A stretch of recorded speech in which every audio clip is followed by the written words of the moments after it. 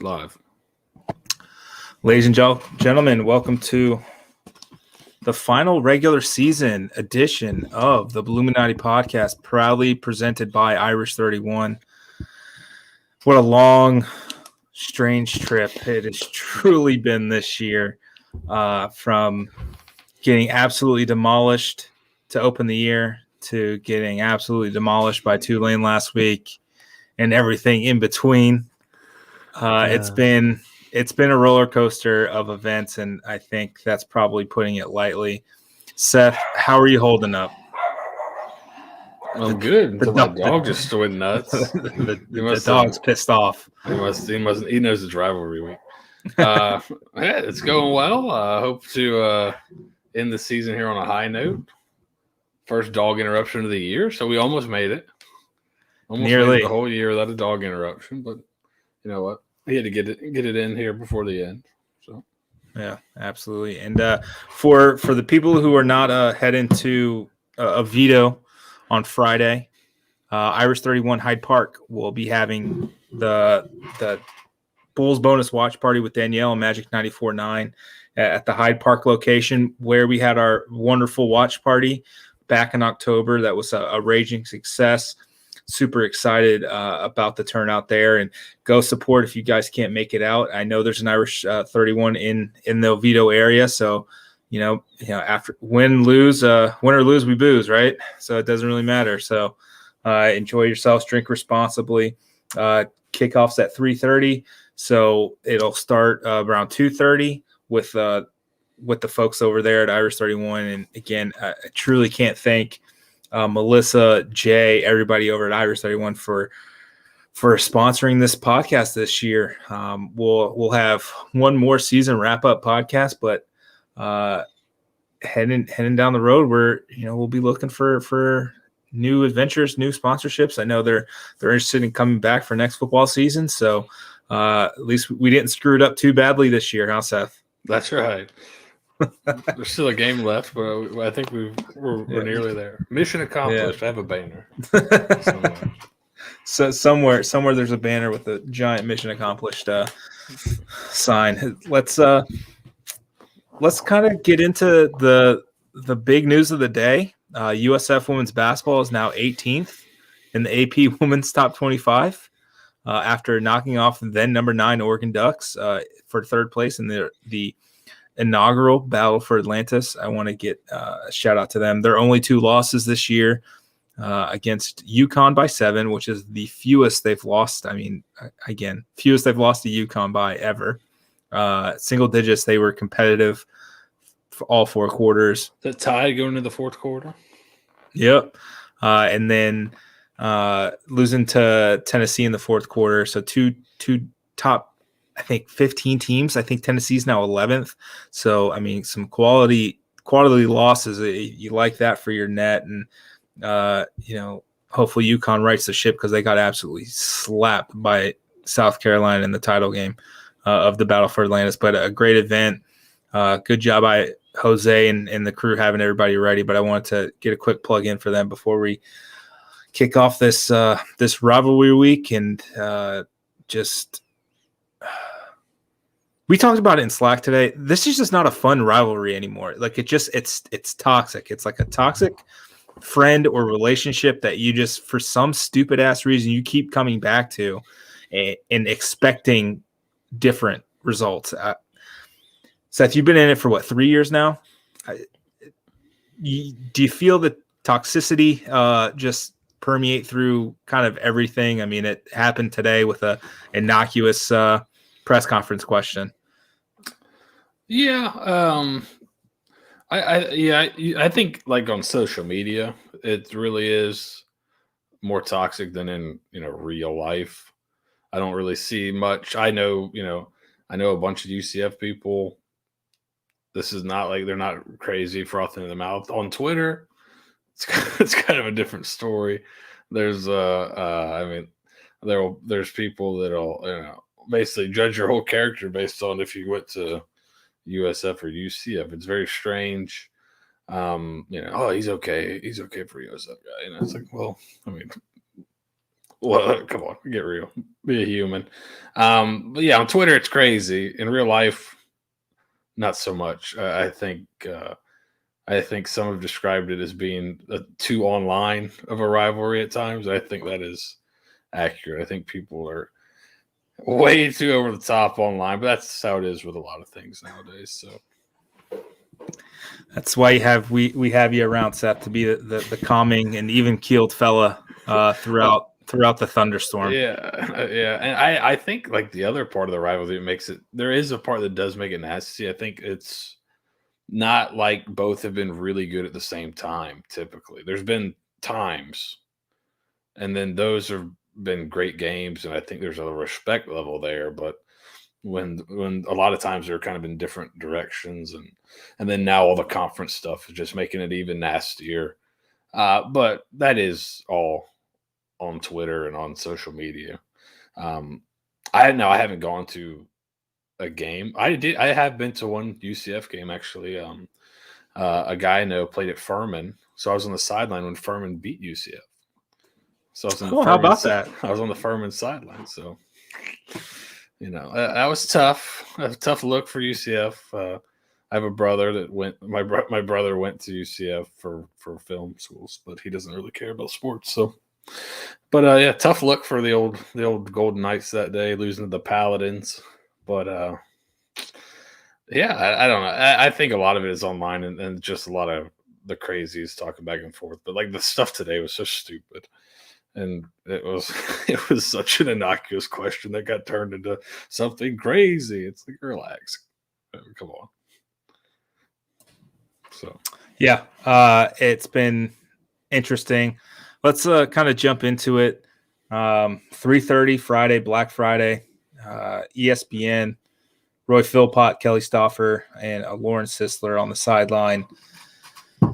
This is to break the 6-6 tie, right? It's been, as you mentioned, it's been up and down. USF wins the first 4, and then it's not fun for a while, for a good little bit, and now it's not fun again. 2013, 2014 were pretty brutal years for the Bulls. They got shut out in 2014, and then just turned right around 2015, 2016 and spanked them. And then where USF's on a 4-game losing streak in the series. Last year was pretty close. We all remember the 2017 game, probably the best game I've ever seen in my life in person. And then 2018, 2019 were just not competitive. He had the unfortunate Mackenzie Milton injury in 2018 that kind of derailed his pretty promising career. And now he's at Florida State, kind of getting whatever scraps Jordan Travis has given to him. And it's just the sliding doors of this series continue. And now USF has fired defensive coordinator Glenn Spencer after that terrible Tulane performance and season. And, Jeff Scott is going to be looking for defensive coordinator starting next week, probably starting Saturday morning. If we're being honest, he probably already has a short list. He's going to be interviewing people.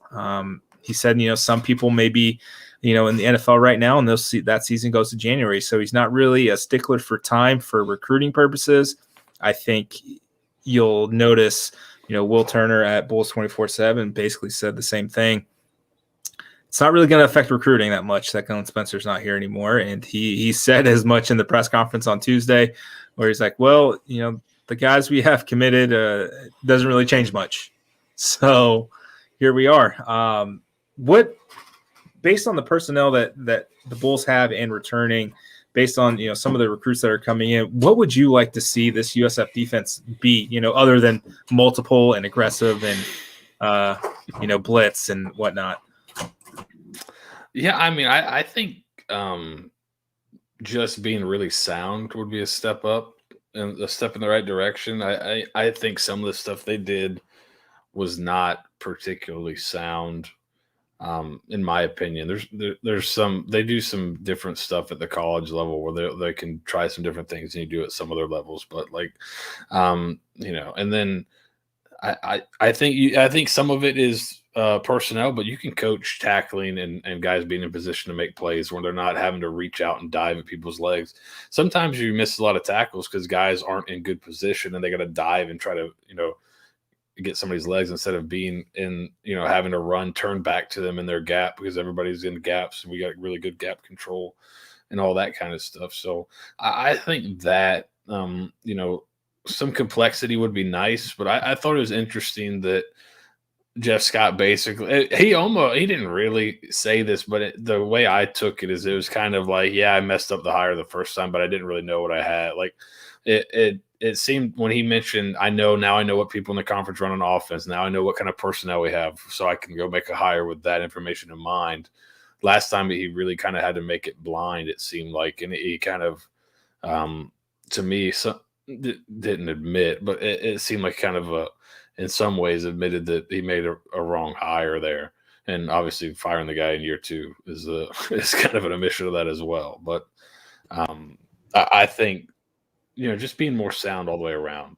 You look at like a Navy, they tackle pretty well. They don't have a ton of great athletes. Like you can teach tackling and getting guys in the right position. That would be, if you just see that would be a big step up, I think. Because, I mean, how many times do you have guys close and miss a tackle? And maybe it's just because they're not put in the best position they could be. So that would be nice. Yep. And, I asked him that question after Houston, right? Is it time to make the defensive coordinator change? And he said, well, you look at the tape and, these guys are in position to make plays and they're just not making them. So, it'd be an issue if they weren't in position and to make the plays because they wouldn't be able to make them. And now after Tulane, it seems like a different tune, or maybe he's just he finally said the quiet part out loud that we've all been thinking. And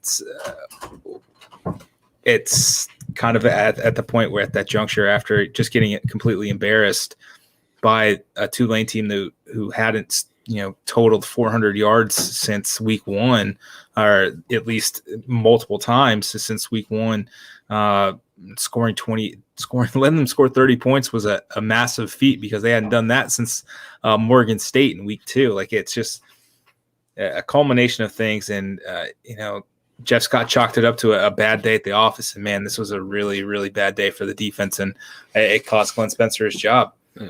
And that can happen, but that typically doesn't happen like 11 times in a row.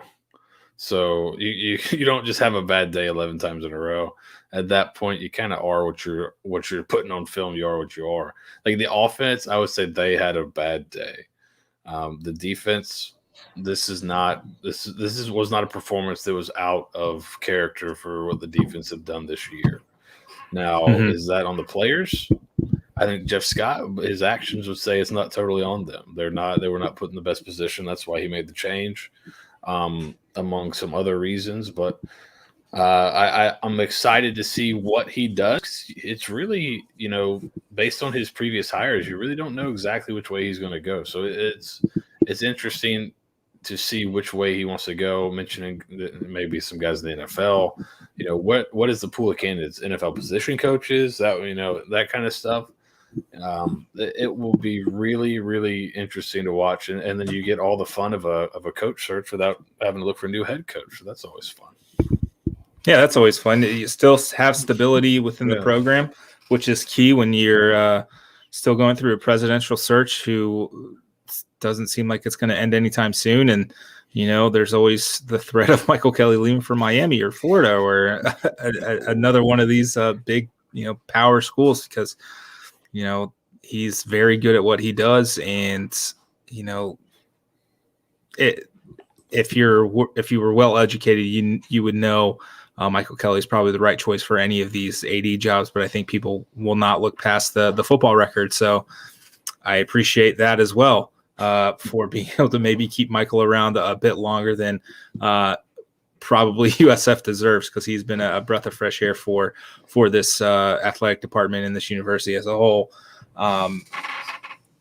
But you mentioned, you are what you are. I asked Jeff straight up on Saturday, as I framed it as, you let a quarterback who's completing 58% of his passes to complete nearly 80%. you gave up 150 more yards than the teams allowed, has been gaining. You're 11 games in, you are what you are at this point, right? And that's when he kind of had the Freudian slip where he's like, well, I've seen the defense, we've been haven't better seen than the this defense play at that times. right. Times. So I think he knew what was at stake, and I think Glenn probably did too. And it just probably the open subordination or insubordination probably didn't help either. But not typically when your boss asks you to do something, you should probably do it, and then when you don't, there are repercussions. So every game is like a big presentation to your fans, which are like the board. So if your boss tells you he wants you to present it a certain way, if you don't, you better nail it. You better get the sale. You better nail it. When you don't, that's when you get fired. So you got to listen to your boss. That's always helpful. It's always helped me in the past, so maybe next time, Glenn. Yeah, I believe the term is he fucked around and he found out. So yeah. Tough break, my guy. Let's dig into the game here. This Central Florida team they're okay, right? I mean, I think it's pretty. I think they're better than USF for sure. I just top to bottom, even without Dylan Gabriel, I think this team is better right now than USF. I think the line's up to 18.5. Yeah, I believe so. And that was after the Glenn firing or before? I think I saw somewhere that it opened at 18.5 and it's kind of stuck. But I thought I saw Colin say it opened some places at 14 and then went up. So after the firing. So that seems about right. You can't factor in, hey, it's a rivalry game. These guys will be up. There's juice, but I mean, that's on that 18.5. Yeah, that 18.5 point spread is what it is because it's probably pretty accurate. And if you're looking at these numbers on the page here that Parker from Stats of War has, lots of red on one side, not as much, and some deep blues on the right side. So yes, let's digest. Let's digest into it. What do you got? So I thought the interesting part of this, this is. So I was asking Parker about this today because I was looking at through a few and I was getting stuff ready for the big Florida game this weekend as well. And their numbers were different than what they had in the site. So I was wondering, kind of, are all your numbers, are these good? And so these are actually numbers from. He told me that the advanced stats are numbers since week 5. So it does filter out some of those early season games. And it also gives you kind of a good look at UCF kind of post Dylan Gabriel as well. So you look at their success rate, not great. So kind of on a down-to-down basis on offense, they have not been great, especially throwing the ball. They've been all right running the ball. You kind of see USF's kind of been okay throwing the ball, not bad. Not as bad as UCF, but running the ball, 37th in the country in terms of success rate. So, and then up top here in the middle, you have the offense, USF offense versus the UCF defense. UCF's got pretty good pass defense. They're 17th defending the pass in terms of EPA, but look at their rush defense, 116th per rush attempt. So I think the plan would definitely be come in, run the ball, and try to control the game that way. That's definitely, it appears to be a spot where USF has an advantage. Kind of push that, run the ball. Defensively, they're you look at the USF defense, red's not good. That's why you get fired, right? Yep. So what UCF has done well. So you look at their equal rate, so that is quality drives. They don't have a lot of quality drives. They're 109th in the country. That's kind of right here in the middle. This 109th quality drive, but when they do get a quality drive, they score touchdowns more often than not. They're 5.03 points per quality drive. So obviously the key is to kind of win third downs because you see they're not great on third downs. Third down success, 38.55%. Third and fourth down success, which is 96 in the country. Win third downs, don't let them get sustained drives, because when they do, they score points. I'm assuming they're not super kind of their explosiveness has gone down a little bit this year and compared to years past. So get off the field early, and then, you can kind of contain them. But if you let them convert third downs and get those quality drives going, they really are good at converting those into touchdowns. So that'll be a key. And then on the other side of the ball, they're good at keeping you out of the end zone when you get a quality drive.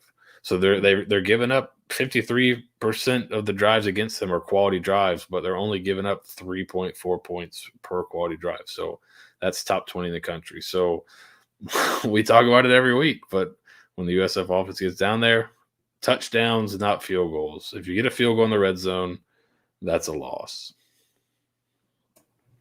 Yeah, and to your point here, looking – Central Florida has scored 38 touchdowns in the red zone on 47 tries. That's 81% clip. That's pretty damn good. They're, as you mentioned, they finish their drives, they get points. And then on the flip side, defensively, they're really good at getting you off the field and not giving up points. You see that points per echo rate at 3.44, 20th in the nation. Yeah, they've only given up 26 touchdowns and 45 red zone attempts, which is 58%. Like that's going to win. That's going to win you games. Even with a lot of games that just doing that. Right. And with, you got to, unfortunately break in a new starting quarterback after the Gabriel injury. And then Bowser goes down, I think, in the same game, and you're trying to figure out a way to do it. And I think everyone, all the sane, rational Central Florida fans will tell you that they're the biggest difference to this team than last year is their defense. And they brought in the new defense coordinator. I think his name's Travis Williams, if I'm not mistaken, taking over for Andy Shannon. And it's literally night and day. You're seeing a defense that's been really, really good for chunks of this season. And I mean, they held Tulane to 10 points a couple weeks ago.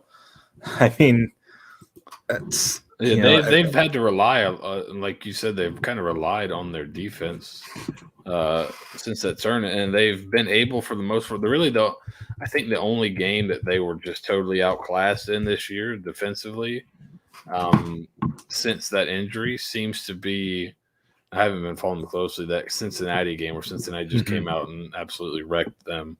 But other than that, they played pretty good on defense. What's kind of funny is last year, they were still not bad on defense, I don't think, and USF was terrible on offense coming into the game. And then they go out and put together their best game of the year by far against Central Florida. So if you're hoping that kind of you stay true to that form there, and then you're able to go. So I'll throw this up here so we can kind of see what they've done in terms of points per game. Good offenses. Here's kind of the reality of it. Good offenses give them some problems, but they can hold a like an average offense down. It's kind of what it seems like. So let's see. For instance, SMU went and just waxed them a couple weeks ago. So here you go. So offenses, I'd say, are pretty good. Louisville's got pretty decent offense. SMU, Cincinnati. You see those offenses are putting up 40, 56, 55. UConn with a spry 17 there.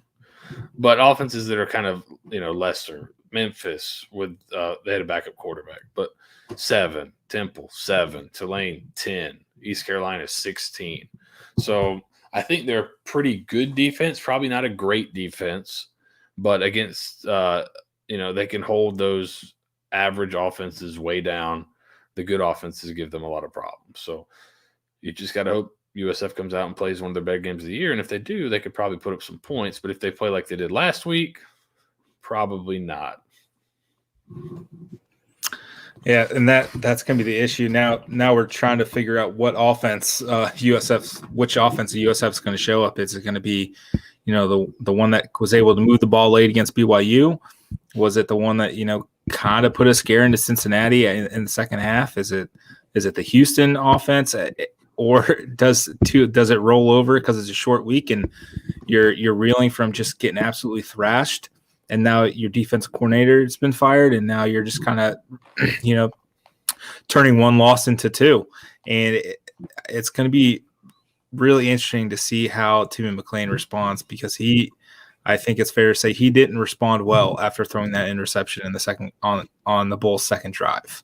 The entire team really didn't respond after the long touchdown given up, and then you come back down and you throw the interception, you get the penalty, and now it's a short field, and now they're up 14-7 before some of the fans that trickled in are finding their seats, and that's tough sledding to go down 28-7 in the first quarter. And and it's that's been the issue this year, is a lot of times just that one really bad. Now, it wasn't necessarily as much last week just because they didn't play great throughout the game, but this year it's been really one bad quarter has really killed them in a few games. So you can't have anything happen like that this Friday if you want to win on the road. No, absolutely not. And just looking at what Central Florida does by quarter, they come out guns blazing in that first quarter. They're outscoring opponents by 27 points in the first quarter, and then again in the third quarter. So your first quarter is great because they're scripting, you're doing everything, and then that third quarter you're scripting the second half, and this is wild. They are outscoring their opponents in the third quarter by 50.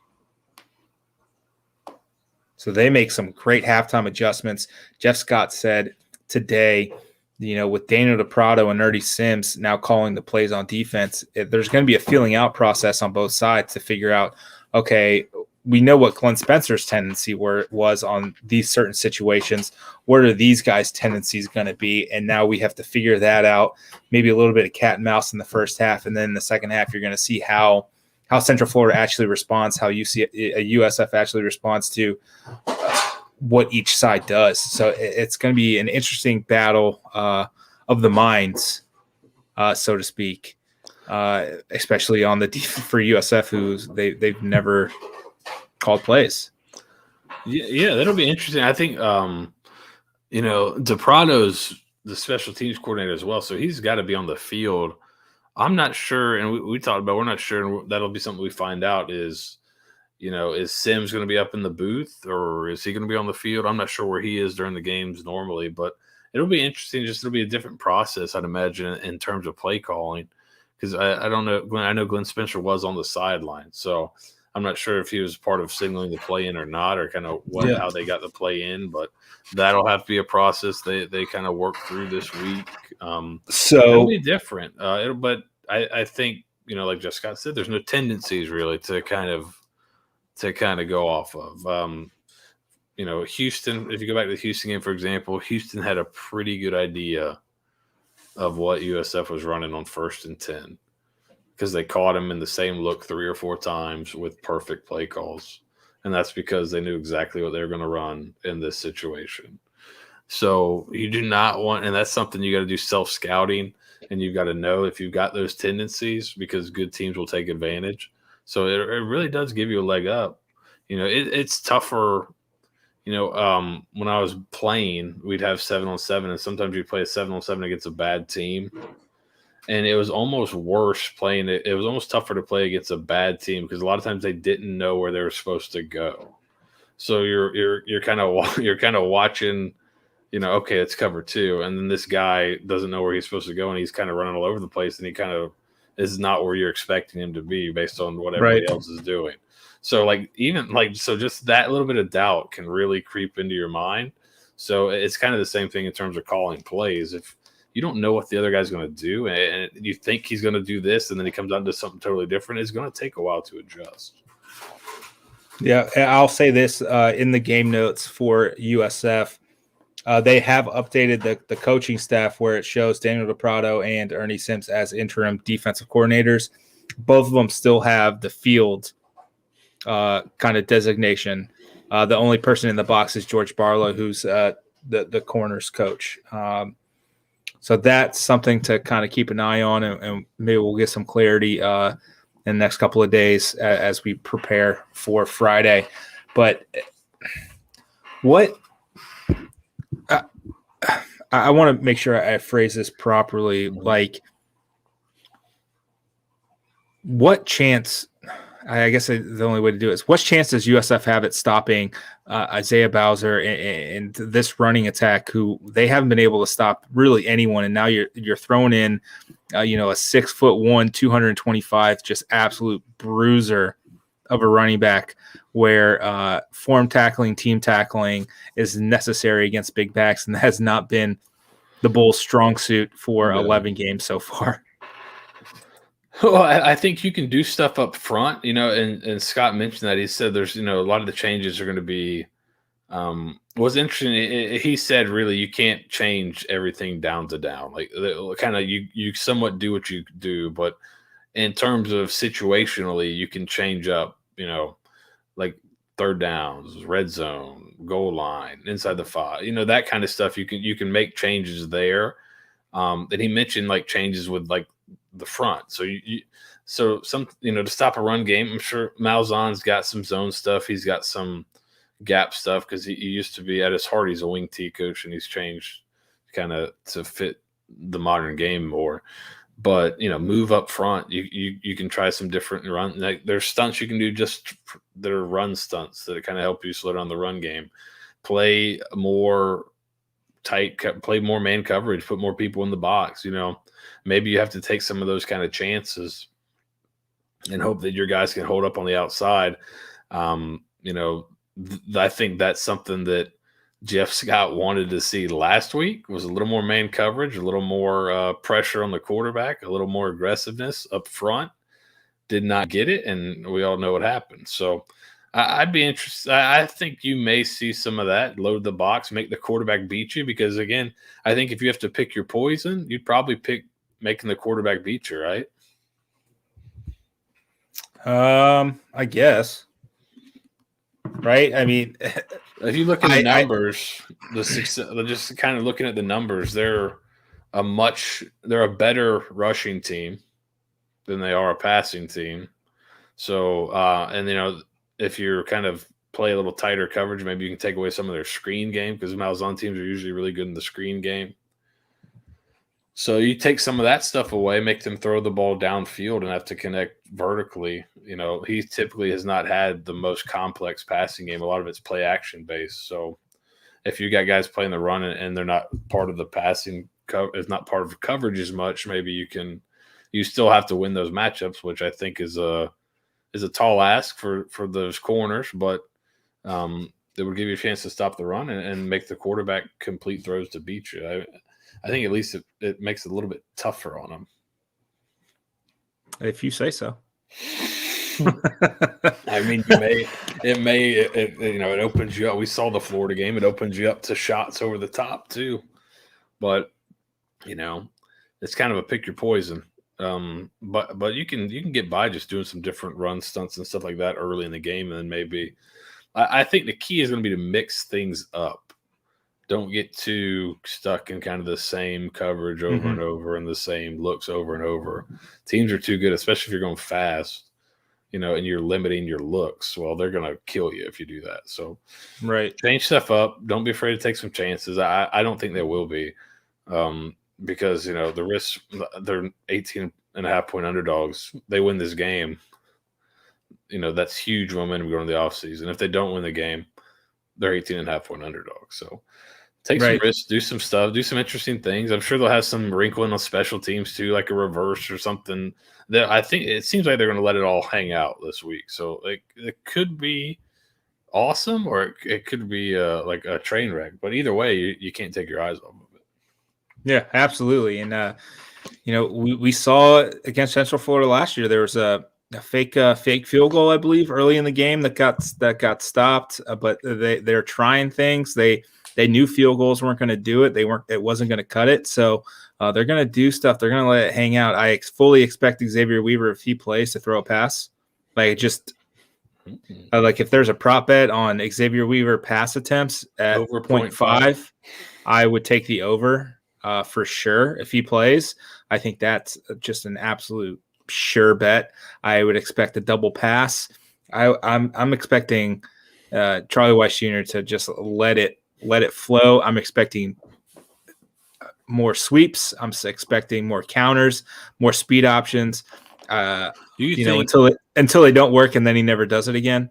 until they do only pick up 5 yards and they stop doing it? Yeah. Do you think UCF's going to follow the same kind of defensive? Do you think they're going to play that man coverage that you saw Tulane play? Because it kind of gave the Bulls some trouble last week. I think they had some ways to exploit it, and we'll look at that later when we do a little quick film room at the end here. But do you think you see something similar from UCF? A lot of aggressiveness, man coverage, kind of begging USF to beat them through the air. I would imagine that's how I would play USF. Oh, absolutely. You got to prove to me that you can beat me off the line. Yeah. Prove to me you can hit the deep shots, because there's no point in playing any zone where you're letting a freshman quarterback kind of pick you apart. No. When your receivers have shown that they can't get off the ball, especially if Xavier Weaver doesn't play. Yeah. He's hampered by that hamstring injury. I mean, that's his safety blanket. That's his binky. Yes. That is his toy that he takes everywhere, right? Yes. And it showed last week. It showed in spades that without Xavier Weaver, Timmy he's not a fan. And I wouldn't say quite to the level of Seth. You've got 3, I've got 2 of, the kid loses its pinky or its favorite sleep toy, and you're searching around the house for it, and you cannot find it for the life of you, and they are just screaming their head off. Like, it's not quite that bad, but it's pretty close. And I've got it in my car, left and driven to Walgreens to buy another pacifier and drive home because I couldn't find it. I'm like, I'm not doing a whole night without this. So, yes, like it's soothing, and I get it. I completely understand why babies and Timmy would want their security blanket. Yeah. Like, I completely understand it. And I talk about Isaiah Bowser, he's averaging 4.4 yards a carry, but the dude's a freaking menace to society in between the tackles. And then they have Johnny Richardson and Mark Anthony Richards kind of on the outside, who are both averaging over 6.5 yards per carry and doing really well. So they can really hit you. They're pretty dynamic on offense as well. And the only thing, I don't see a weakness on UCF that USF can actually exploit. Like, on the flip side, USF can't tackle, they can't really cover. You can do a lot of things on offense. If you press, that's where you get them. And if you blitz and if you stop the run, you stop this entire offense. I'm sure there are plenty of weaknesses that better teams can exploit, like taking advantage of a freshman quarterback, doing something exotic, making him second guess himself, being able to take that half second, and now the guy's covered. Now he throws the ball late. Now he's picked off and things like that. I don't see that happening just because USF's defense is not good enough to exploit any weaknesses that this offense has. As you mentioned, they're not nearly as explosive as in years past. There's no Gabe Davis. There's no Traquan Smith on this roster. They got talented guys. Don't get me wrong, but their leading receiver is averaging 9.5 yards per catch. Ryan O'Keefe Robinson is the guy. Is that the kid that transferred from Oklahoma previously? Jalen Robinson. Yeah. He still scares me a little bit, but Six games played, 16 catches, 306 yards, 19 yards a catch. Has he been hurt possibly? Because he's a guy that's scary to me. Like, just in the past, he's been a guy that's okay. That guy is freaky one-on-one. He's tough, but maybe he's I'm not quite sure what their injury report looks like, but if I'm surprised he's not their leading receiver, kind of with how much he got last year, but. Yeah, 9.47 yards a catch on 72 catches. That's not a ton. So, maybe you don't get those shots over top, so maybe you can be a little riskier with man coverage, right? So, right. And I want to kind of touch on we discussed Ernie Sims and Daniel DePrado taking over play calling duties this week. We kind of discussed it, before going on air. What is Daniel DePrado played at ULM? He was a quarterback. He's been an offensive coach his entire coaching career. Yeah. What kind of perspective does that kind of guy bring to a defensive, side of the ball where now you're kind of behind enemy lines, so to speak? Yeah, you can provide a little bit of different perspective than normal, especially since you've played, and if that's what you've coached your whole career. I would be my brother was a head coach, and before that he was a defensive coordinator, and we coached together. And I always coached on the offensive side of the ball. He always coached on the defensive side of the ball. So we could kind of talk to each other, and I'd be able to say, hey, if they're lining, he'd ask me, why would you line up this way, or why would you kind of line up in this certain way? What do you think they're setting up? And I'd be able to look at it from my perspective of only coaching offense and say, okay, why would I do that? Why would I line up that way? Here's why. Okay, maybe I want to line up. If I'm cutting down this split, maybe I want to run a crossing route. If I'm doing that, and then on the other side of the ball, I'd say, hey, why would you put a defensive lineman head up here when they're always this way? They're probably going to stunt, or, that kind of thing. So you can provide a perspective on why the offense does things, why are they lining up, and that can provide some good information for a play caller. But then just for him, just beyond providing a good perspective for Ernie Sims, he also understands what hurts an offense. So, if he's coached similar style to Gus Malzahn, he might know, okay, well, Gus loves to run buck sweep. This is what really hurts buck sweep. This is like when I'm getting prepped for a game, I don't want to see the defense doing this, because if they do that, that's really going to hurt when I call this play, right? So he can provide kind of that perspective of what hurts this.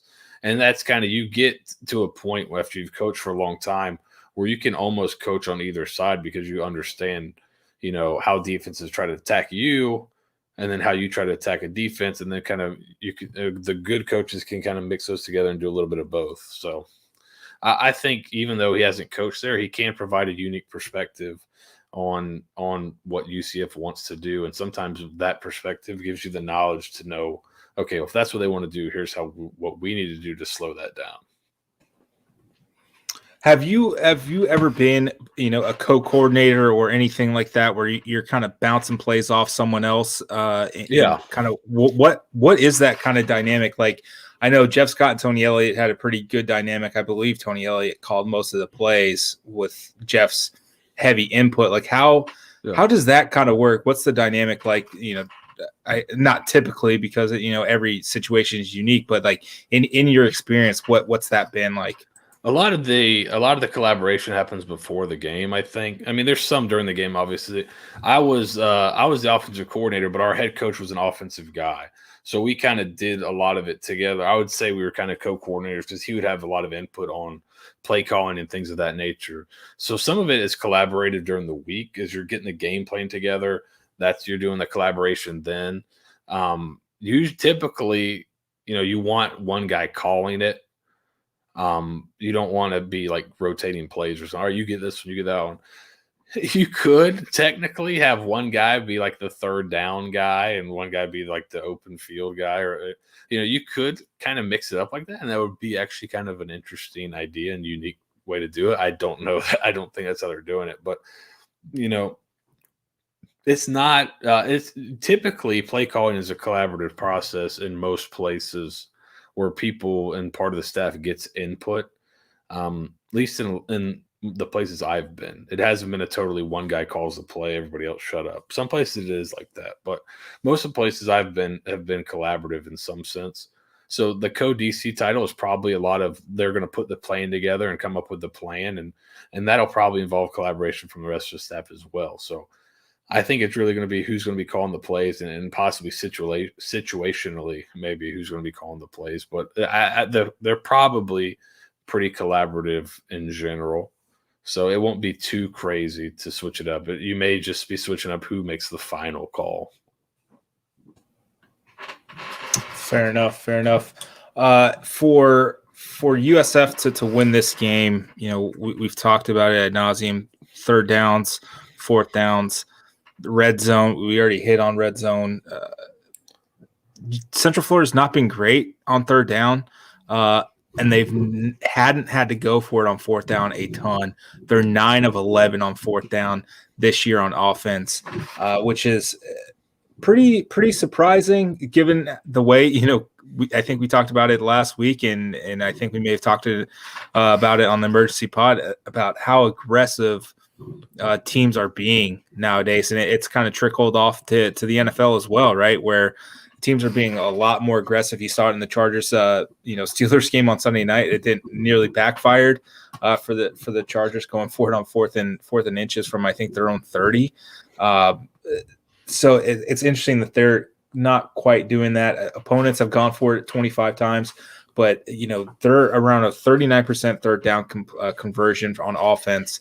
So that's where USF's defense technically is. They're a 40% third down conversion allowed team. It doesn't feel like that most of the time, but they have been better. But what can USF do to kind of get this team off kilter and outside of your traditional havoc plays?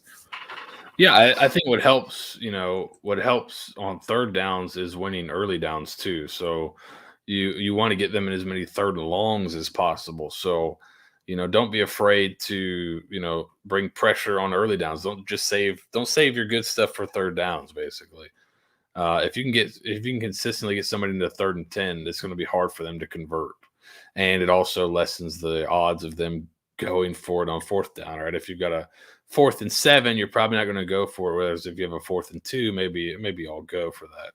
So I think don't just save it for third downs. Bust it out on early downs. Third downs are important because if you win that down, you can get off the field typically.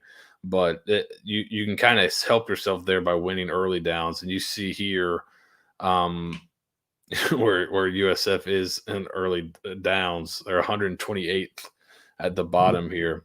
128th in early downs EPA. So they're not that bad.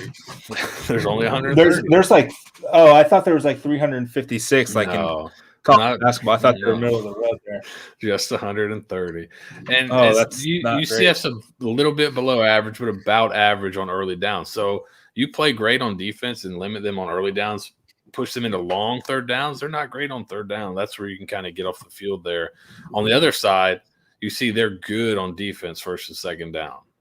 They're about average, a little bit above average on third and fourth down. So the other side of the ball, stay ahead of the chains, right? Stay on schedule. Give yourself easy conversions. So, it's winning early downs is going to be important here too.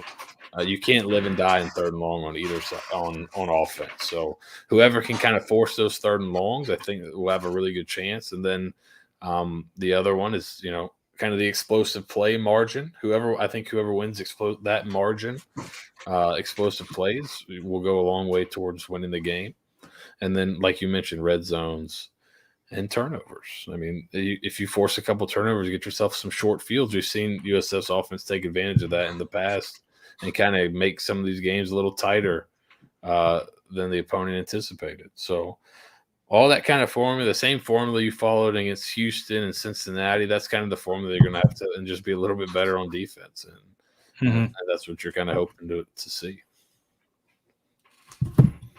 Okay, as we move toward our final thoughts and we head toward the predictions, I want to kind of end it on this kind of note.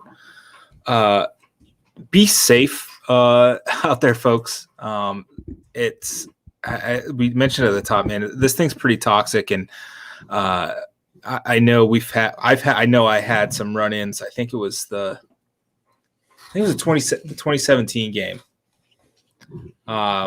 where it wasn't healthy then, and there was like the nervousness, and I think you're going to see some pompousness, probably from both sides. I would really hope. The USF fans are above that noise, but I know it's hard when you're drunk and you're just trying to get through the day. If we're being honest, just trying to get through Black Friday, get into the off season, but just don't be stupid out there. Don't let your emotions get the better of you. If they start something, by all means, finish it. But don't be the instigator. Just be courteous enough. Don't slash tires. We are not them. That seems to be See, I have not experienced these types of experiences, so I'm not the best person to ask about the toxicity of the rivalry.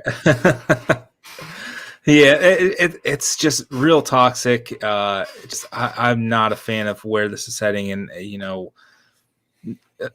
football aside, USF literally dominates Central Florida in every other sport except for volleyball historically. Check out women's basketball. Check out baseball, softball. Just it happens like that. That's just what happens. Football has kind of taken over this just toxic wasteland, and I think that's just kind of permeated through college football and college athletics as a whole. It's not fun. It's just really not fun anymore to do this shit all week, and regardless of who you're playing, even if you're not playing them, there people are still just chirping back and forth. It gets old. I'll be perfectly honest on that. It gets old. I hate it. I hate it so much. But now if USF wins, I take all of that back. It's chirp time, and you're gonna hear some shit. You ever seen a Rockadoodle? No, what is that? Oh, okay. It's about a crow named Chanticleer that is basically the Elvis of his day. It's a very hard to explain movie. But all you need to know is at the end he can't crow, so the sun doesn't come out and there's a nasty flood, right? At the end he finally gets back and crows and the sun comes out and everyone's happy and it's a happy ending. So that's you're gonna rise from the ashes like Chanticleer and crow and bring the sun out and everyone will be happy. Yeah. So by all means, if USF wins and beats this 18.5 point spread and pulls off the upset, because this would truly be an upset, talk your shit. But until then, do not. Yes. That's where I'm at. Let's get to the predictions. I feel like we're heading off the rails here just a pinch. Seth, we've been pretty good this year on predictions. Tulane and ECU aside. Yeah. I mean, did not expect them to play their worst game of the season. I downplayed the offense 2 weeks in a row, and I finally came around. And then they do that to me. I know. That's just tough. That's just tough stuff for you. Seth, what is your prediction for this game? Black Friday, 3:30 ESPN in Oviedo. Well, I'm going to go. I've said it before. I'll say it again. I'm not picking the defense to give up less than 30 points until I see it, not including Temple and FAMU. So I'm going to go with like a 34-21 type game. UCF, the Central Florida Golden Knights. Stieg sent me his prediction. Okay. Much like the musical Hades Town. No, he didn't do all that. 34-27 Central Florida Golden Knights as well. Okay. So now I don't feel so bad. Oh. I think the defense is too far gone. I know that the move needed to happen. It was necessary. But I don't think 3 practices is going to solve all of the issues on defense. Tulane put up 45, I believe, right? 45-7 was the 45-14 was the final score. Yeah, don't forget that. Would never forget Cade Fortin's rushing touchdown. Tulane's offense is significantly worse than Central Florida's offense by almost every metric.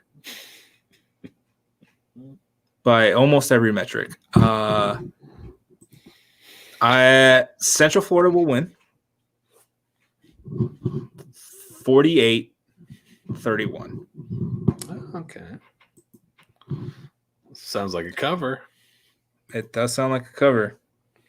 But I don't see right now a place where USF can win just by how bad they looked last week. I just don't see how 3 practices fixes that. I don't see how changing defensive coordinator fixes that.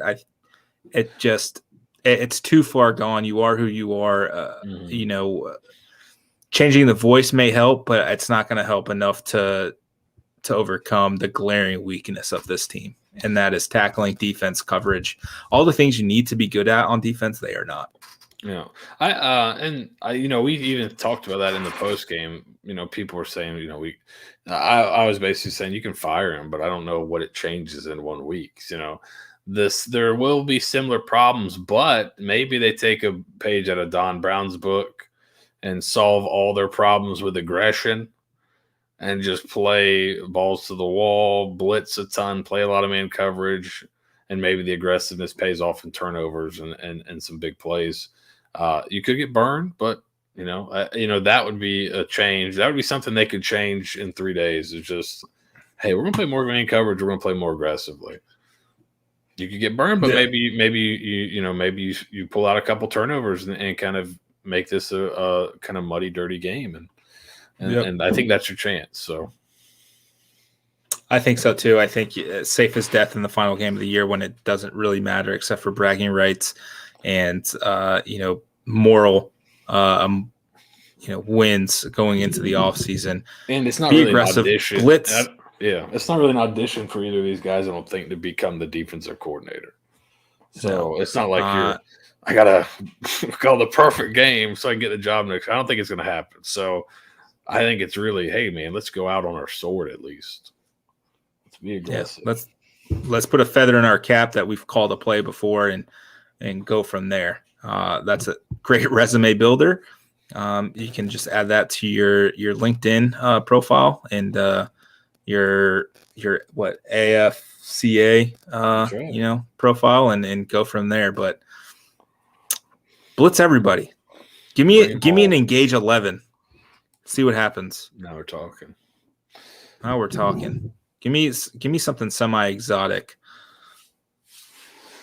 Well, how would you like to see some exotic plays from last week for a quick film room to end the pod here? Oh, in the pod film room. The pod is ended. I guess we could end the pod technically and then do something. Yeah, Vito, the pod has now ended. We are done. Thank you for listening to the Bulluminati Podcast, proudly presented by Irish 31. 1, 2, 3. Welcome to another edition of TDS Live Film Room Session as we break down the catastrophe that was the USF Tulane game. Seth, let's jump right into it. First time we've spoken tonight, right? So let's just go in. Tough first weekend. Play, first series of the game. USF really marches down. Let's break it down. Let me tell you what we're not going to do tonight. We're not going to watch any defense because I don't know if you've heard, but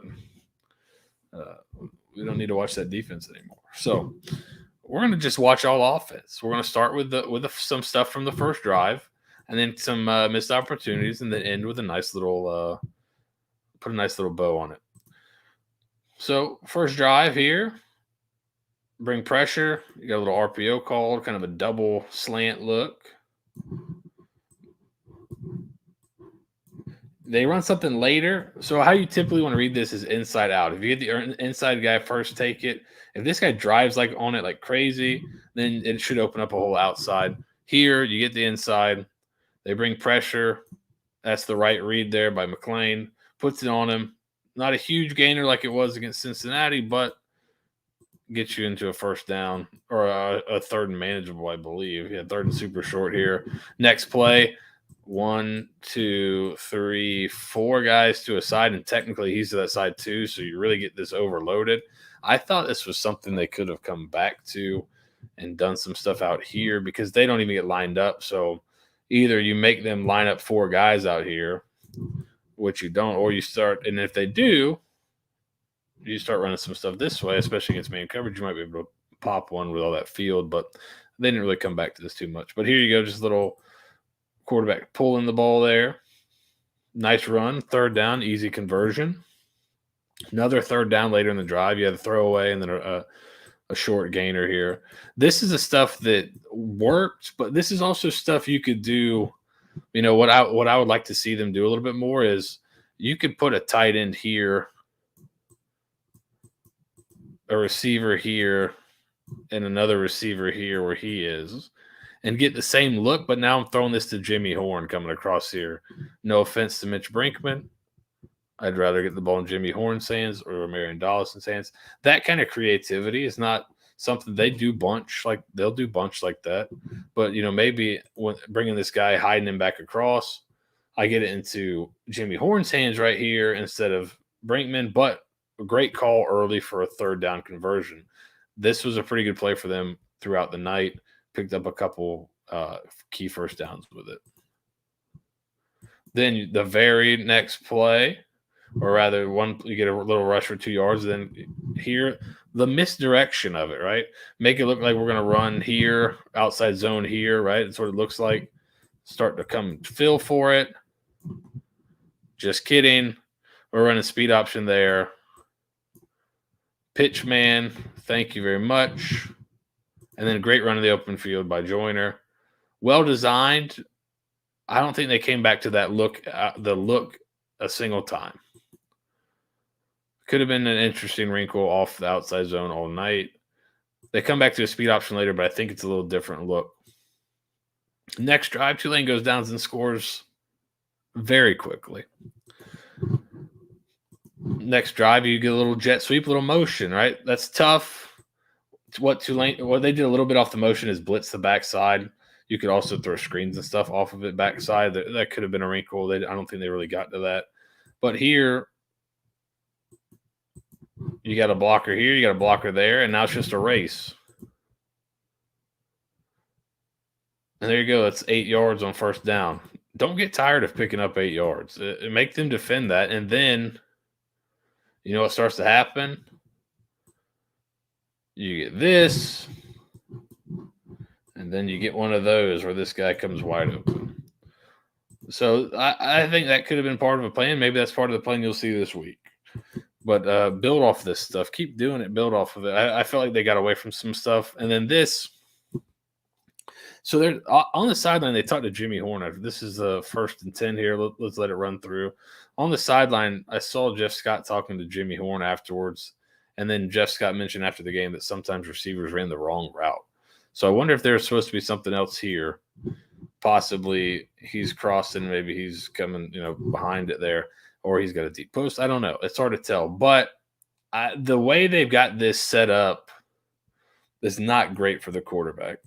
So this is either a mistake by the quarterback or a mistake in teaching this. He's got a deep crosser. He's got a go route. So first of all, let's count them up. 1, 2, 3, 4, 5, 6. 7, 8, 9, 10, 11, right? Here's your safety on that side of the field. There's your safety.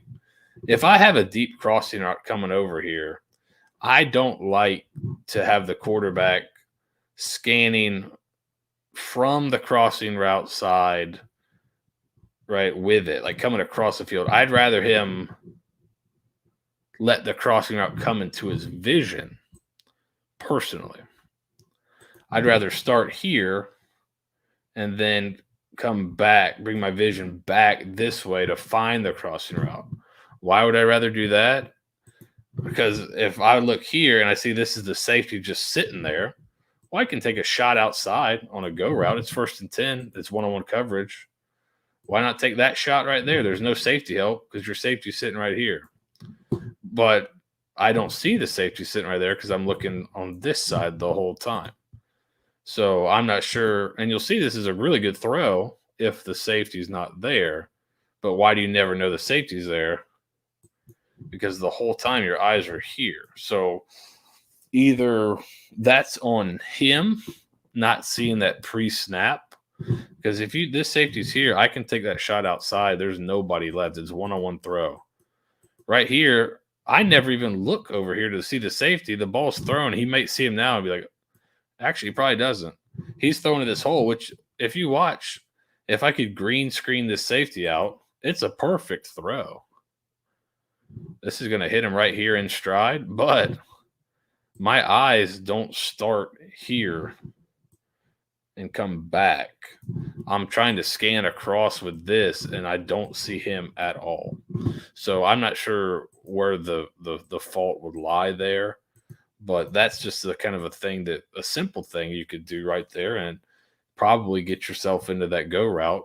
Or if the safety gets over the top of it, then bang, you got your crosser coming right there wide open. So the crosser is number one, right? That's the primary. That's the primary option. I would think that, to me, this is always this would be my primary option to me. It looks as if the crosser for him is primary, but a go route one-on-one, because when you confirm this, right? If you watch that go route, you confirm the safety leaves and the corner runs with him, right? Then the crosser's open. You confirm all that space is open. Yeah. But so that would be my first look would be there, because if the safety does this, and that, like, it would help if he looked pre-snap here, see him roll down, sitting, they're displaced. They're not on the same level. So a lot of times that means this guy will come down, he'll drop back if they're on different levels. That's one indicator. That's not the only one, but that's one. And people can play with that too. But I see him here. I'll look there, make sure get him out of there. If he doesn't get out of there, I mean, look, it looks like you kind of win up here. If I pause it right now, that guy's trailing. If I just throw it out there, there's literally, he's the safety on that side. There's literally nobody else back there. So that would be where I go first. But this is the question I don't know. Is that him? Is that the quarterback not going here first? Or is he being taught, hey, this is crosser, we're looking for something, crosser, and this coming back over here? Then that's tough to get the crosser all the way across and never have an eye over here. I think that's difficult, and that's a tough thing. That's a tough situation to put the quarterback into. You don't want to scan with the routes typically. Mm-hmm. If it's a deep crosser, you like to come back. What do you feel Timmy's been so turnover heavy as the season has gone on? I think they're putting a lot on him, and they kind of have to. When they're best, he's doing some good stuff, but he's a freshman, so when you put a lot on that guy, he's having to throw the ball a ton more than I think we thought he would. I mean, there's some games where he's thrown the ball 40 times. Yeah, that's been something that's been pretty surprising as the season's worn on, is he's throwing the ball a lot more. I think they're abandoning some of the exotic looks, the runs, because they get stopped a couple of times and then just doesn't go back to it. Like in this game, the speed option for the touchdown in the opening series, they go back to the speed option, I think, one more time, and I think it gets is it 5? He gets like 3 to 5, but he gets smoked. So I think that's why he does. I think that's what I recall. I just remember him getting hit pretty hard. He grabs. You can see he's doing his hand like this because he got hit on the elbow. So I'm like, oh God, can he not even grip the ball? And then he comes out and throws the ball fine next play. But so that could be part of it. But I think the other part is they were pretty RPO heavy. At FAU, I thought that really depends on the quarterback making the right decision a lot, right? So is he pulling the ball too much? And there's sometimes this game we're about to see that I think he probably could have given it and he pulled it. But if you want to make it easier on him, call runs and call passes. Call runs and call play action passes if you want to play action pass. It takes away some of your it lowers your ceiling a little bit, because with the RPO, in theory, you can have a perfect play call every time. But don't put it on him. You call the plays. That's what you're getting paid for. Like RPOs are great, but if you're not getting a consistent read every time, then it makes it tough on the quarterback too. Now you're putting a lot of pressure on a young guy. So I don't know. So here's another one. They're running outside zone here. You got to kind of eyes up, see this guy's coming from depth. He's not exactly hiding it if you're looking at him. I mean, he started to sprint already. So, maybe you kind of just overstep this one. Maybe think I need to reach him. He beats me inside. This is a good read by Timmy right here. Pulls it. He gets some stuff at his feet. But this is the one where if this guy is driving, now he may just feel this and be like, I got to get the ball out of my hands. So this is not totally on him. But this is just an example of if this guy's driving and you got like a double slant called, now go outside because it opens up a hole. He drives right there. If you throw it here, now he's got a chance because him driving on that has opened up the outside slant, right? So don't get stuck on that one. I think now this is definitely one where he's got a guy at his feet crawling like out of some zombie movie where the guy's got like half his body. Then maybe he just wants to get the ball out of his hands quickly.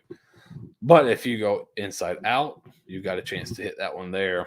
And maybe you got a little bit of separation, not a ton, but right there, if you hit him with that, he breaks a tackle, he might go because the safety is driving on this inside slant too. So a little more time there. So kind of a mess up front, kind of a whiff. And then good decision here, but just bang, throw that one. Don't throw this one, throw the next one.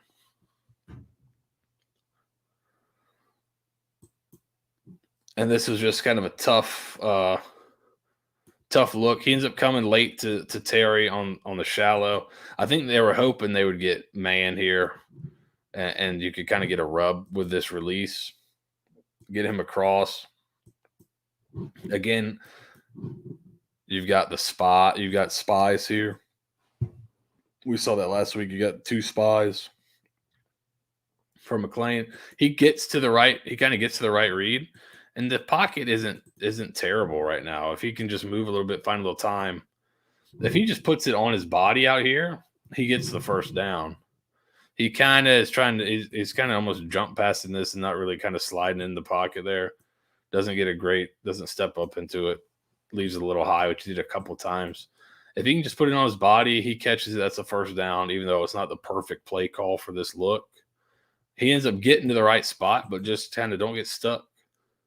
Right there looks a little stuck. Just move, find a little bit of more of an opening, which he showed this year he can do. He's done it before. So this is like when Jeff Scott says he just had a kind of a bad game.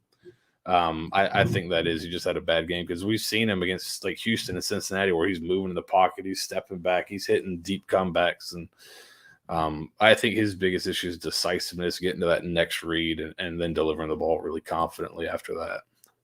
Here's the second one. So you pick up about maybe 3-ish, maybe 2. This is the one where it's kind of a either or, but this is not the same, right? So the previous one, the back was behind. You had a tight end here, and you sold for a second outside zone. And when I sell outside zone, I've got to fly over the top, right, to make the play. I got to turn and run down the line with the offensive line a lot is how some people defend it. And you'll leave him on the backside edge. So that sells run this way a lot more.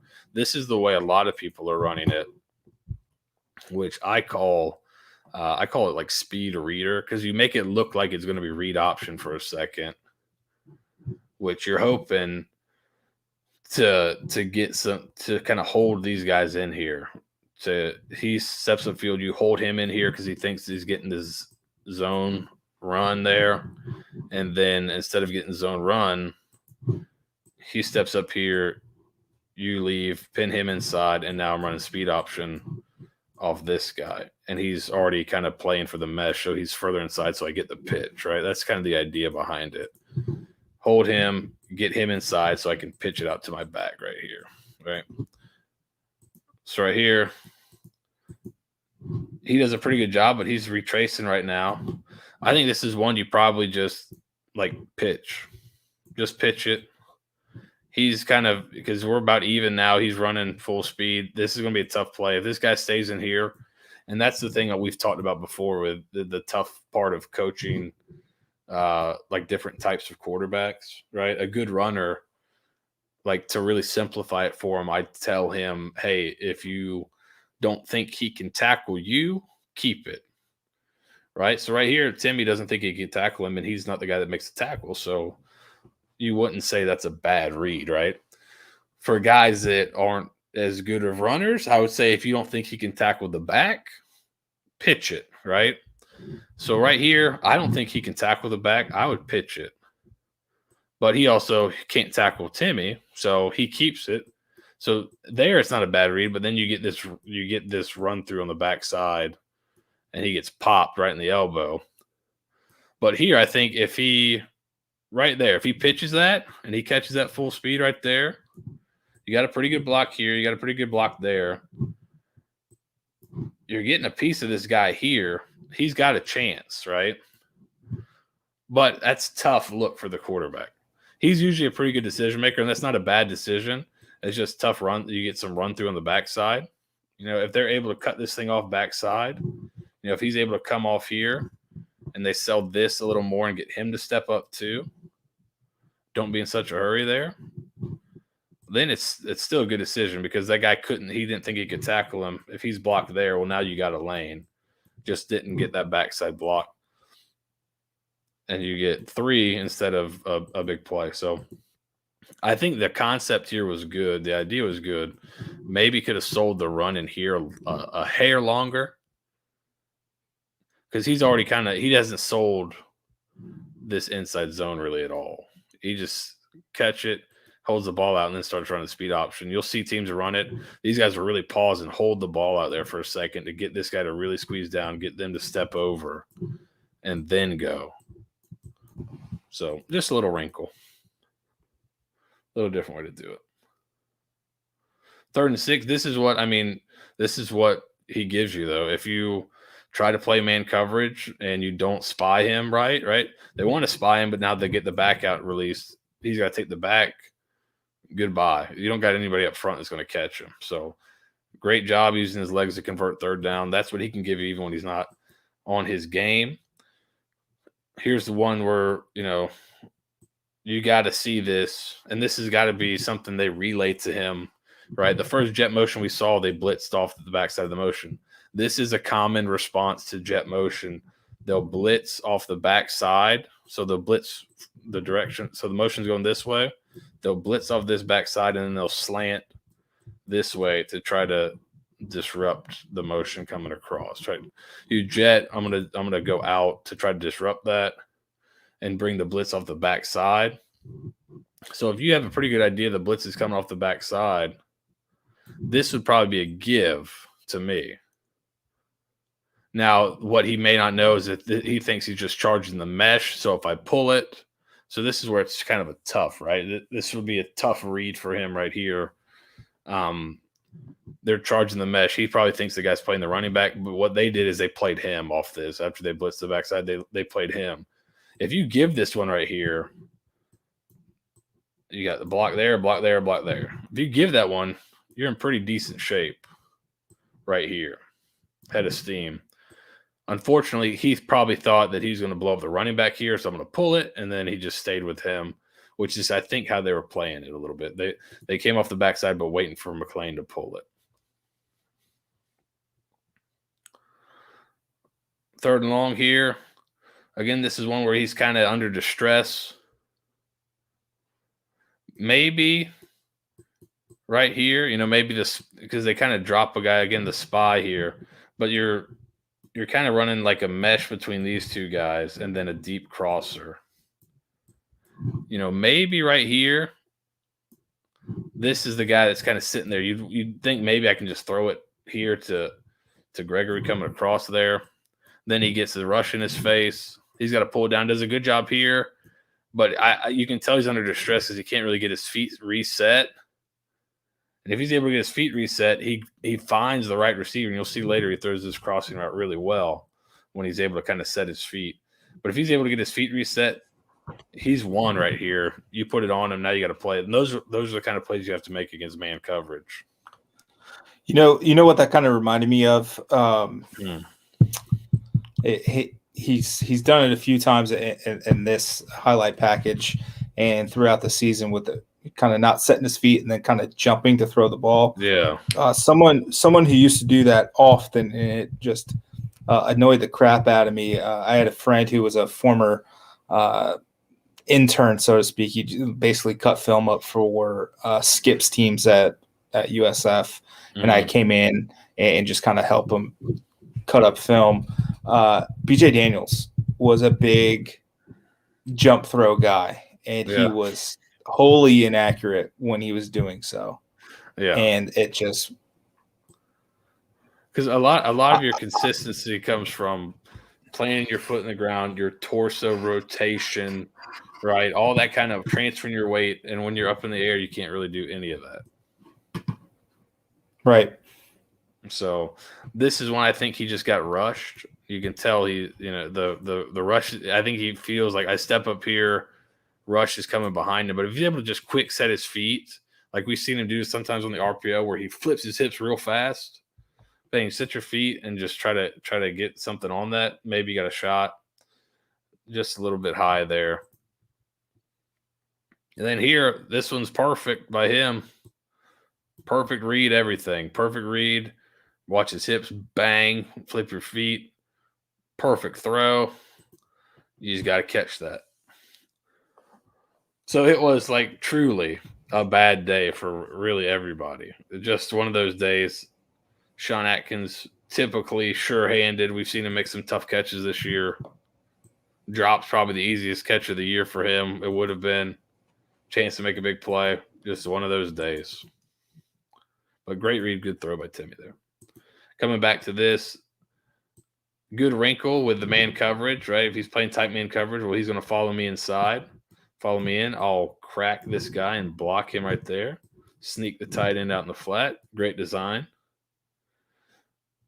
Again, like, I'd love to see that design with, like, Jimmy Horn or somebody. Like, somebody, a non-tight end. It's a little tougher to hide him, but if you get in a bunch set, you can put a receiver there and bring him across and, and kind of and get the same kind of idea there. But good play, good catch by Brinkman, good route, everything. Pick up a decent chunk. And then this is just like you gotta realize I gotta make sure everyone's set as the quarterback, right? Right here, he's calling for the snap, and your receivers haven't even got, he's already right here. He's calling for the snap. Your receivers haven't got lined up yet. So you get, instead of 3rd and 2, it goes to 3rd and 7. Right, and that's just because he's trying to make a play, trying to go so fast. Because you can see what the score is now. The white flag has been waved on defense. So trying to make a play, trying to go fast, trying to get something positive going. But you've got to relax, make sure you can see. I think this is Jimmy Horn kind of point and say, "Hey, chill. Like, let us get set out here." Right, so that's just one of those days. Like this, like seeing this to me is like definitely an indicator of, hey, it was just kind of one of those days for Timmy in the offense. But I think this is a throw on the crosser right here. Watch him. The guy's a good pocket, sets his feet, and look at the throw. This is pretty much the same concept as the one before. They pick it up inside. He's able to just step up and find him. And you're not going to find, I don't think, many people in this conference that are going to cover Jimmy Horn one-on-one. He's too fast if you give him all this space. So really good job here. Timmy can obviously do it. It's just that consistency. Here's another look, jet sweep. You're like, man, this doesn't look that great. They gained like 6-7 yards.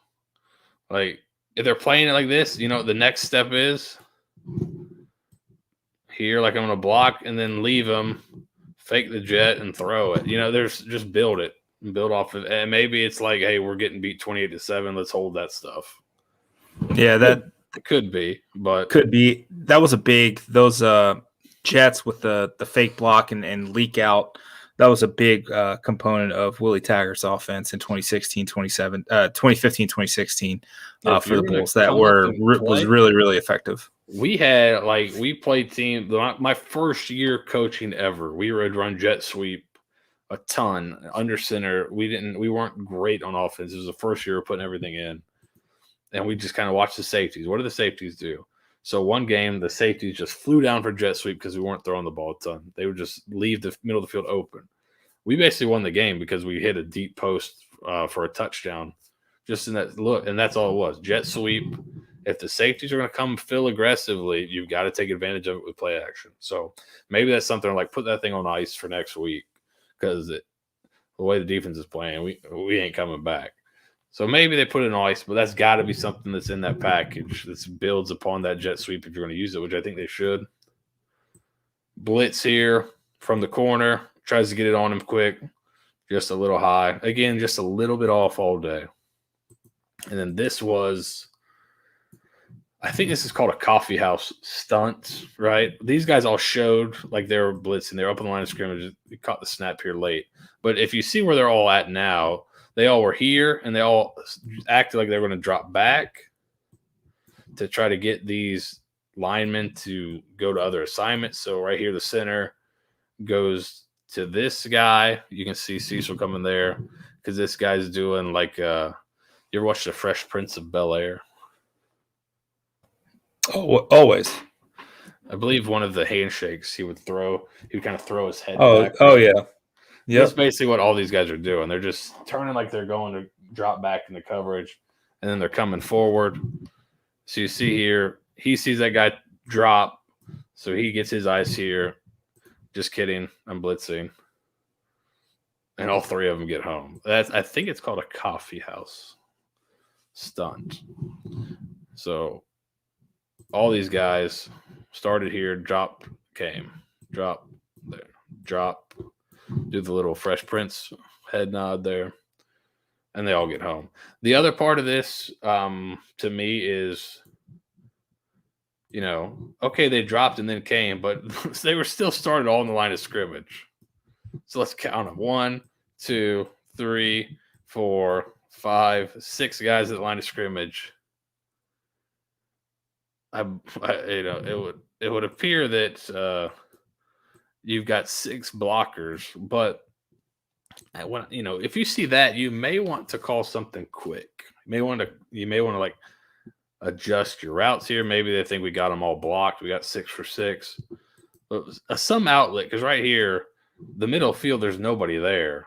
If you had something coming over the middle of the field quickly, maybe Timmy could drop it off to somebody instead of having to wait for somebody to get open and get smoked. So just a little different. Here, towards the end of the game, some good stuff. Dropping out a little bit more, not playing quite as aggressive. Fortin drops it off.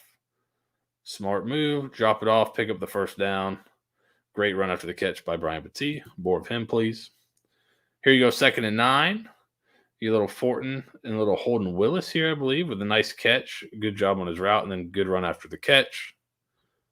Get you down in there. I thought Fortin threw the ball pretty well in limited reps. Obviously, it wasn't quite the same, but these guys weren't also they weren't playing super passive either, but not quite as aggressive as earlier in the game. But good throw, good catch, good route there. And then 4th and 9. Here they're playing man coverage. Good job by Fortin, sensing the man coverage, understanding there's nobody in the middle of the field. Nobody's spying him right. He's running with that. Underneath, he's running there. Don't like it.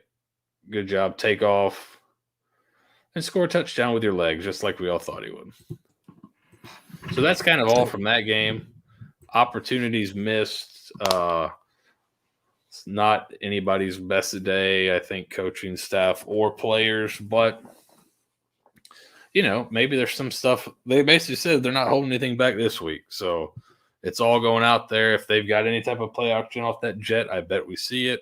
They've got trick plays. I bet we see it. Nate's gone over 0.5 Xavier Weaver passing attempts. Let's see it all. Why not? Exactly. Let it all hang out. You got nothing, literally nothing to lose. What? So you lose another game, and you lose a game that you're 18.5 point underdog. With a guy that's only coached offense calling defense. Why not? Yeah. Why not? I think my pitch a couple years ago was last game of the year. Can't hold anything back, Waterboy style, and ended it with "Let's get weird." And I think that's the same. Let's get weird. Let's do some weird stuff. Let's get weird. Yeah, I agree. We'll have, I don't know, depending on how the outcome of this game, we may have a film room. You know, if it's bad, we probably won't. No. If it's good, we'll burn it. We'll just rewatch the game together. Yeah, we'll do a watch party. So settle in.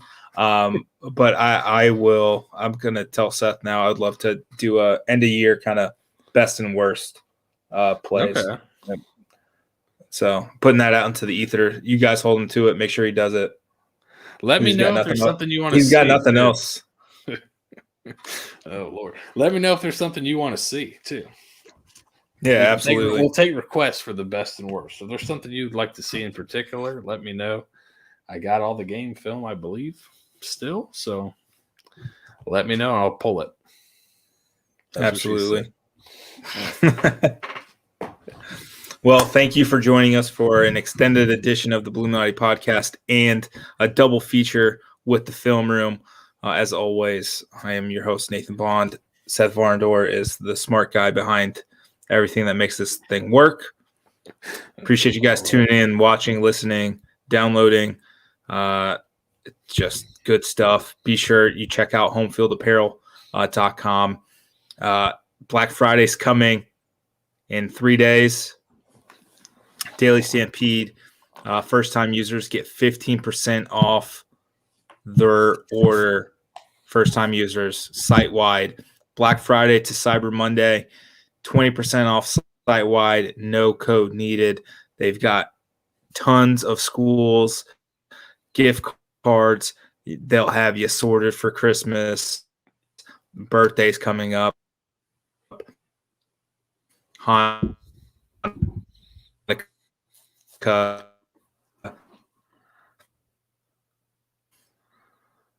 Oh no. We made an hour and a half. Oh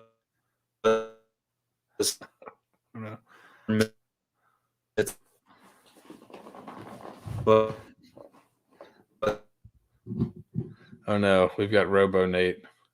The works. If you celebrate,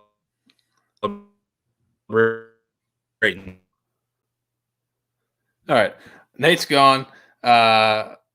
I think what he was going to tell you, promo code Daily Stampede at Home Field. They've got all kinds of stuff. USF stuff, if you have family members that went to other schools, they've got that. You get a nice Furman FU all the time shirt. That's very nice. And then a final thanks to Irish 31. I don't think they sponsor the film room, but they've been a great sponsor overall. And I didn't pay for my drink last time when I went there, so I'll give them the free plug. Appreciate you guys watching. Go Bulls. Hopefully we're back next week with a big win where we're rewatching the entire game. That would be fun. Have a happy Thanksgiving to you and your family. Go Bulls. Let's get weird.